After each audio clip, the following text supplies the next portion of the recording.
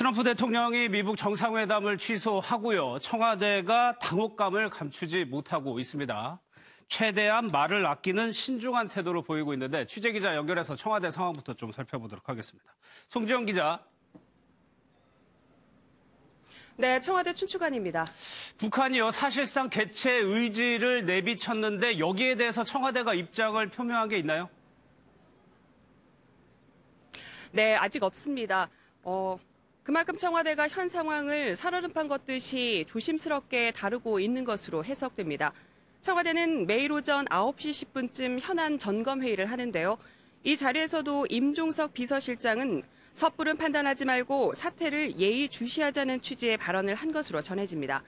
그래서인지 오늘 새벽 문재인 대통령 주재로 사실상의 NSC 상임위원 긴급회의가 끝나고 대통령 입장이 공개된 이후 어떤 반응도 나오지 않고 있습니다.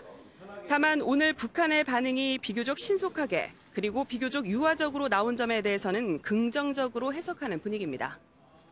그렇게 되면요, 문재인 대통령이랑 김정은 위원장 간의 한라인 통화, 이게 더 중요해 보이기도 하는데 어떻습니까? 네, 그렇게 볼 수 있습니다. 트럼프 대통령이 회담 취소를 밝히기는 했지만 대화 가능성 자체를 닫은 건 아니기 때문입니다. 북한 역시 김계관 외무성 제1부상이 김정은 국무위원장의 뜻이 반영된 위임 담화를 통해 회담 개최 의지를 드러냈기 때문인데요. 일각에서는 북한의 공격적 태도로 미북 관계에 경고등이 켜졌을 때 남북 정상 간 한라인이 가동됐어야 한다는 지적도 있습니다.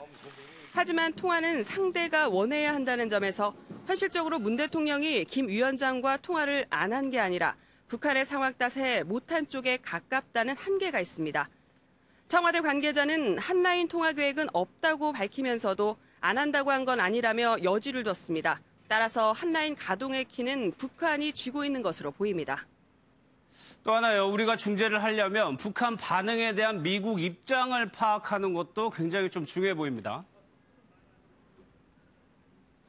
네, 맞습니다. 청와대가 아직 추가 반응을 내놓지 못하고 있는 것도 여기에 있는 것으로 해석됩니다. 미국과 북한의 진짜 속내를 먼저 파악하는 게 중재의 첫걸음이기 때문인데요. 그런 점에서 정용 국가안보실장이 상당히 바쁘게 움직이고 있을 것으로 보입니다. 존 볼턴 백악관 국가안보보좌관과 통화하고 한미 NSC 소통 채널도 가동하며 한미 정상 간 통화 필요성도 타진할 것으로 전망됩니다. 이 과정에서 문 대통령의 중재 역할도 구체할 것으로 예상되는데요. 문 대통령이 오늘 새벽 미북 정상 간 직접 대화 필요성을 언급한 부분이 중요합니다.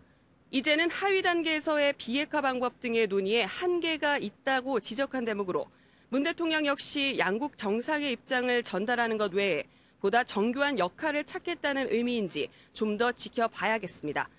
지금까지 청와대 춘추관에서 MBN 뉴스 송정입니다.